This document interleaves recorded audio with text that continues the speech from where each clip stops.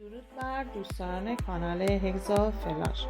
برای شروع کردن مبحث جدید در خصوص بیماری‌های سایکوسوماتیک لازم دونستم این مطلب رو خدمتتون عرض کنم. مغز ما به دو قسمت ضمیر ناخودآگاه و خودآگاه تقسیم میشه. ضمیر خودآگاه ما مسئول تمام رفتارها و گفتارهای آگاهانه هستش. یعنی ما با آگاهی میتونیم مسئله رو انتقال بدیم و حرف بزنیم و خودآگاه تصمیم بگیریم و صحبت کنیم.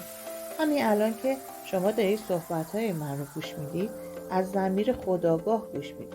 در واقع تصمیم گرفتید و دارید انجام میدید. حالا اتفاقی که اینجا میفته جالبه. ضمیر خودآگاه ما 5% در زندگی ما مؤثر هستش و کنترل داره، ولی 95% دیگه ناخودآگاه هستش. ناخودآگاه جایی که مسئول تمام باورهای زندگی ما هستش، جایی که اتفاقها، رویاها، امیال سرکوب شده، عقده‌ها، ترس‌ها و خاطرات درونش ذخیره شده و الان رفتارها و واکنش‌های امروز ما به خاطر ضمیر ناخودآگاهمون هستش. این مرکز تفاوت حرف راست و دروغ رو نمیدونه.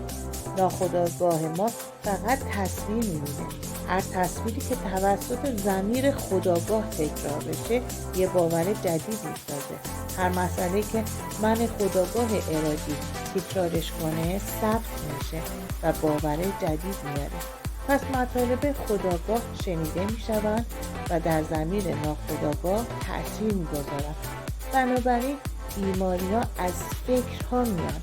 اگر ضمیر خودآگاهی که بهش تسلط کامل داریم مدام تصویر بیماری ببینه، روی ضمیر ناخودآگاه تاثیر میذاره و باعث به وجود اومدن اون بیماری میشه. دکتر اصغرنژاد هستم در کلینیک فردوس با برونریزی صحیح بیماری شما که ریشه در کودکی و درون شما داره شناخته و کنترل